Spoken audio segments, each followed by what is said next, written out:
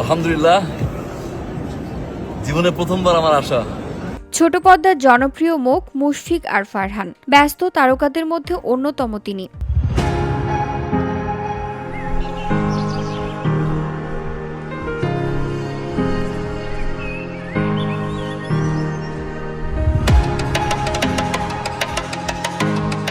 তার নাটক মানেই ভক্তদের জন্য বাড়তি আনন্দ ও আগ্রহ। এবার জীবনের এক গুরুত্বপূর্ণ ও পবিত্র যাত্রায় বের হয়েছেন তিনি। ওমরা পালন করতে গেলেন পবিত্র মক্কা নগরীতে। কাবা শরীফের সামনে প্রথমবার। মক্কা থেকে ফারহান নিজের অফিসিয়াল ফেসবুক পেজে একটি ভিডিও বার্তা শেয়ার করেছেন। ভিডিওতে দেখা যায় তিনি ইহরামের সাদা পোশাক পরে পবিত্র কাবা শরীফের সামনে বসে আছেন। ভাগ্যের চেয়ে ভাগ্যের ব্যাপার,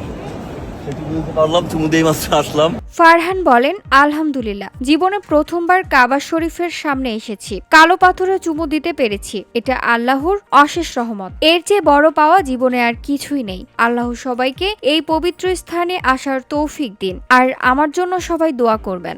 হাজরে আসওয়াদ মানে কালো পাথর, যেটাতে চুমু দেওয়াটা আসলে ভাগ্যের চেয়ে ভাগ্যের ব্যাপার। ভিডিও শেয়ার হওয়ার পর ভক্তরা কমেন্ট বক্সে শুভকামনা ও দোয়ার বার্তা দিয়ে ভরে দিয়েছেন। ফারহানের সঙ্গে মক্কায় উপস্থিত প্রবাসী বাঙালিদের ছবি তুলতে দেখা গেছে। তিনি তাদের আবদার হাসি মুখে মিটিয়েছেন। আল্লাহর কাছে লাখ লাখ শুকরিয়া। জীবনে আর বড় কোনো চাওয়া নাই, পাওয়া নাই, কিছু নাই। আলহামদুলিল্লাহ। VOD Bangla news desk.